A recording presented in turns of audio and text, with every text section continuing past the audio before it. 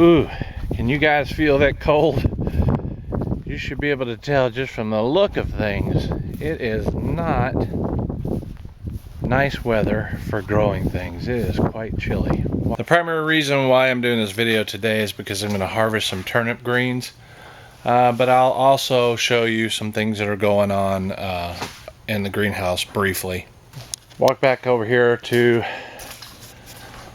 the vertical fawn, the 8-foot vertical fawn, and you can see that my cabbages are beginning to head up. They're still soft, so that's going to be a nice big head.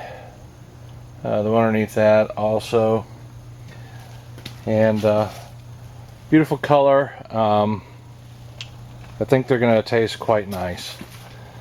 I'd already cut the head off of this one. This one's trying to grow back. I even cut some of the side shoots off so that it'll form 2 smaller cabbages.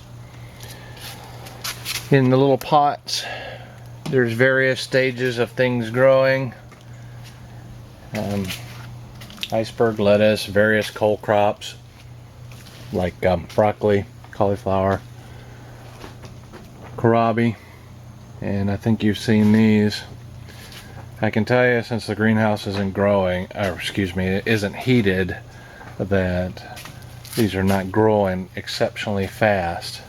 But isn't it weird how strawberries are still trying to grow, still trying to fruit, trying to flower? It's kind of odd, kind of weird. But since the last greenhouse update, I planted this whole row with various items, greens, a couple peas. And these 2 down here are sugar snaps and some Oregon sugar pods. I'm going to let them grow and kind of flow over into the aisles. We'll see how that works. Just want to test that out. I got some more of those Japanese turnips there.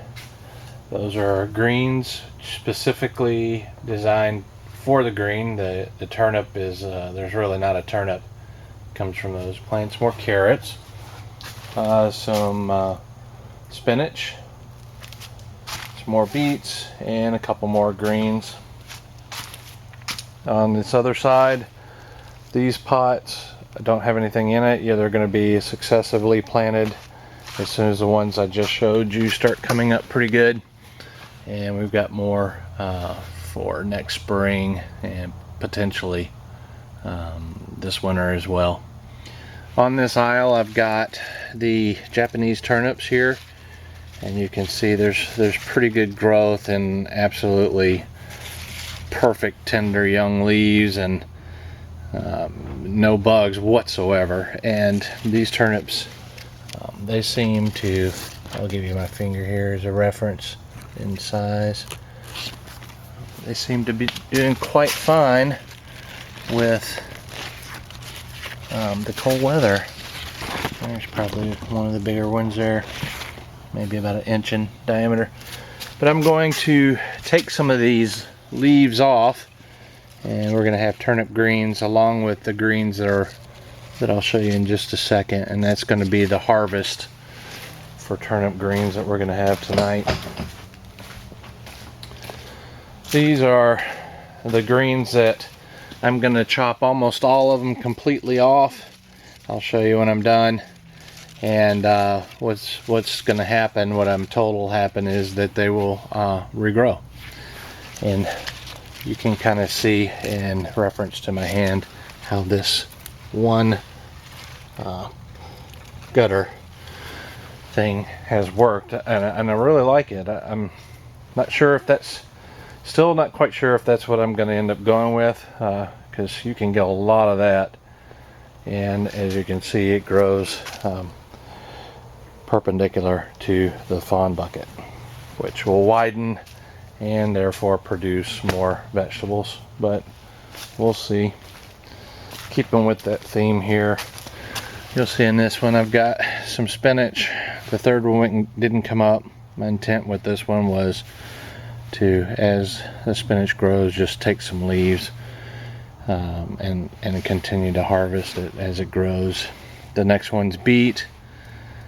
beets, and they're still growing. They're just not growing very fast. The same with the lettuce back behind here. This is a butterhead lettuce. Well, going over to the peas here, you might have noticed the trellis here. There's more tomato twine verticals up right now. As a matter of fact, I'm in the middle of doing that. I did some of that today, and I need to do it because the peas are starting to get pretty big, as are my carrots. They're starting to come up pretty good, and the sugar snaps are really starting to reach. So I need to make sure and get these verticals up and complete the trellis. My leeks here, these are my mass planted leeks, this one and the one right over here, and I'm going to pot those up individually when they get a good size. And you know, with onions, I think my primary is going to be either Texas 1015Ys or Candy, or the other Texas one I can't think of right now. We'll see how that goes next summer, but in the meantime, I need those aren't extremely long storage. I need a long storage, which I'm going to get with shallots, the French red shallots that I'm growing out there. I think, well, I know that they're very long storage, and they're very, very good too. But also, I'm hoping that I can supplement the alum family sweet onions with some leeks. We'll see how that works. Each one of these beds that have my blackberries in them, there's some spinach, and they're coming along. These are more of the Japanese turnips, planted in that bed. Beets, missing kind of an area over here that have not come up or not come up yet. Oh, there's some little bitty ones there. We'll see how that goes. The 10-foot vertical fawn, they're starting to come up. These are succession planted also, and you can see the leeks in there and there, those three. I got another one of these with the butterhead lettuce in it, some cauliflowers, other cold crops just like the other one. But succession planting, smaller pots, those are where my thinking are going right now. And what I'll do is I'm going to go ahead and harvest these and snip them off with some scissors and put them in a Walmart bag for dinner. And I will do some of those over there. I will leave some of the greens for the turnip to continue to develop. And I will show you what that looks like. Here are the turnips. These are the greens only version. And I've cut them. I've left a small leaf on each one. See if they'll come back like I've read. Here is the harvest from that one, and it is nearly full. Walmart bag full of greens, and you know, these cook down quite a bit, so we'll see what we get. But I'm also going to remove some of these leaves off of these for the harvest, and when the turnips get full size, there should be more greens on this and these, and then I'll make some turnip greens with turnips in them, which is what my wife prefers, but my daughter and I prefer the greens themselves.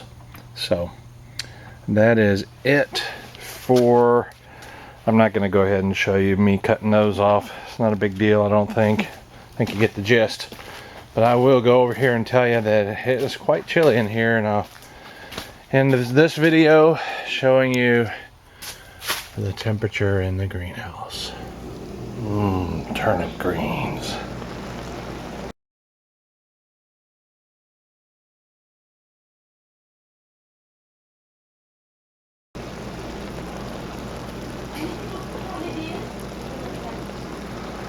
Pretty good sized pot. And finished. That's a good bit. That one is definitely enough That one harvest is definitely enough for a family of 4. Pretty good.